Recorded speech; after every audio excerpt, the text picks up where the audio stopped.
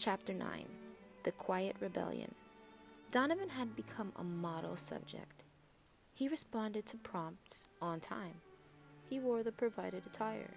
He sat quietly through group synchronization sessions, eyes calm, posture relaxed. To the attendants, he was healing. To Ellis, he was cooperating. But inside, something darker twisted beneath the surface. Something colder, hungrier, and patient. Because Donavan had stopped resisting and had started listening. They had underestimated the human mind. Even one that had been broken, scrapped, and reshaped. Especially that kind.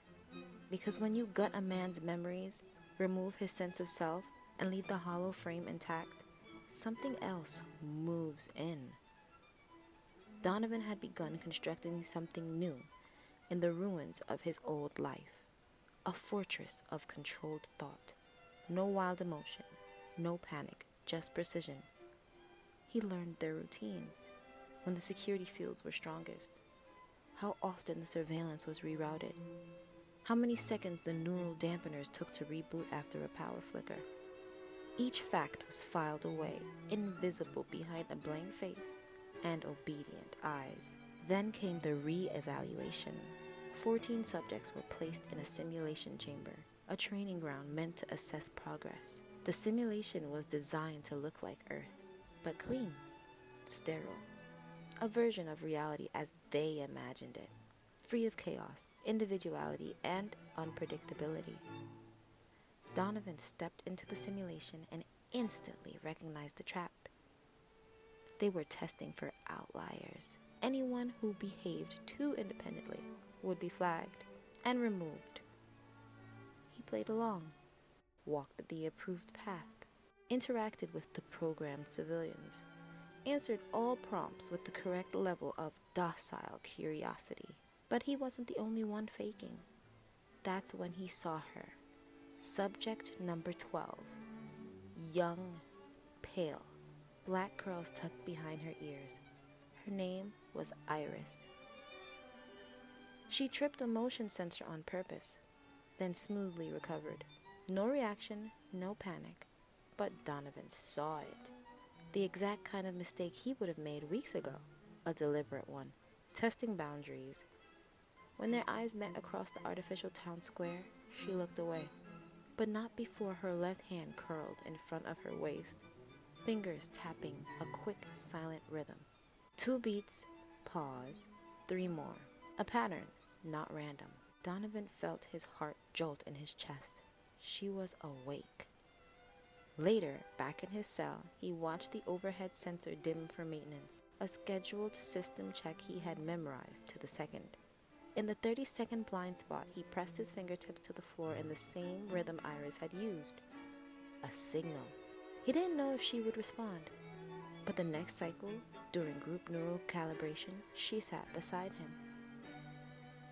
Her voice was soft, mechanical. Do you believe in dreams? Her eyes never left the center of the room. Donavan didn't hesitate. I believe they're dangerous. A pause. Good, she whispered, because the others are starting to remember things they never lived. He turned his head slightly. What kind of things? Iris's voice dropped lower. Destruction, fires, stars falling, voices in languages they don't speak, and one word they all say in their sleep. What word? She swallowed. Concordance. That night, the sirens wailed for the first time in weeks. A subject had gone missing. Subject 18, Marcelo, one of the early successes, quiet, loyal, fully aligned. He was found in the infrastructure chamber, arms torn open from prying at a service panel with his bare hands.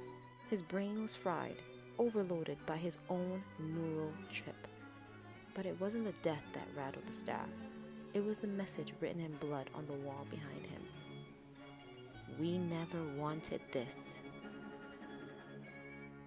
The facility went into breakdown. Ellis arrived at Donovan's chamber not long after, her face taut, her voice sharper than usual. There's instability spreading. We've traced the source to you. Donavan tilted his head. Because I survived? Because you remember.